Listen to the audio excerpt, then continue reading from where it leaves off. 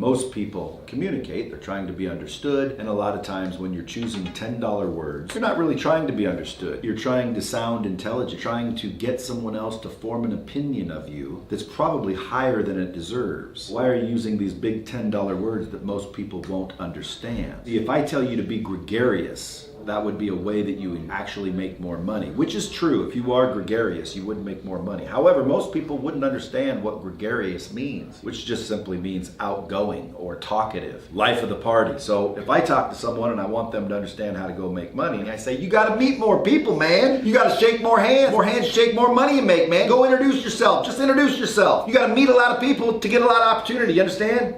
People think, oh, listen, this old redneck hillbilly don't know shit. Well, guess what?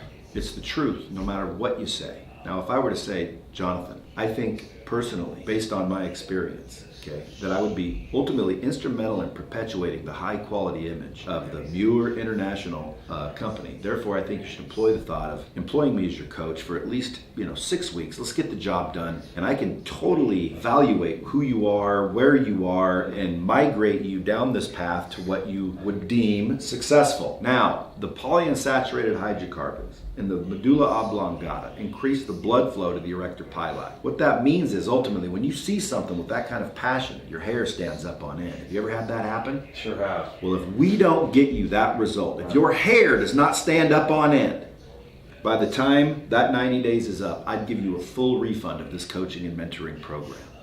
Now, how do you make money? Ultimately, you would want to be gregarious. Theoretically gregarious and factually gregarious. What does gregarious mean? Exactly. Why would I use the word? Why would I use the word gregarious? Am I really trying to get you to understand, or am I trying to make you think I'm smarter than I am? Because if I was really as smart as I think I am, by using the word gregarious, you're actually less intelligent because you're being less effective using that $10 word. How about try to communicate and get the person to understand what you're saying rather than impress them with your knowledge base, your vernacular, your accoutrement, if you will. There's a plethora of things that you could do. Sure. The weapons chosen to articulate often verbose conversation anyway. I think you should also probably be a little less verbose. I think it would be germane to the conversation to make certain that you understood the basic principles to begin with. Are you feeling me, Jonathan? Do you know how to make money? Or do you think I'm really smart for using these big words? And guess what? A lot of times, sadly, people do. Oh, this person knows everything. I can't understand any of it, but he sure knows everything. How do you know he knows everything if you can't even understand what they're telling you? Okay, how about bring it down here, where most people live? Just say words, regular old words. Why you need the big fancies? You don't need the fancies. People say, where are you from, Texas? Sure. Texas, then. Well, Brad's not as smart as the rest of these big worders. Am I?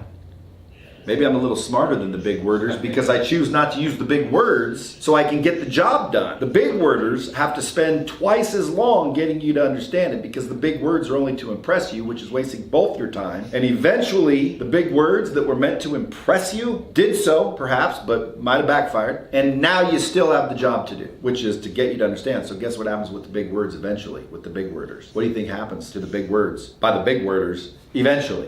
They're not as successful. No, they bring them all the way back down to what I'm saying in the first place. Yes, they don't understand. Let me say it a different way. Yeah. The way I should have said it the first time. Exactly. Let me say it a different way. The way I should have said it in the beginning. Okay, like Brad Lee does to get started with. Like when I say ain't, I already know that's not a word, folks, but it is a contraction. And quite formally accepted worldwide. And if you didn't agree with that last statement, I would say you ain't paying attention. Because ain't is a word nowadays. You can look it up. A lot of people say it. So when I say I ain't going, what's that mean?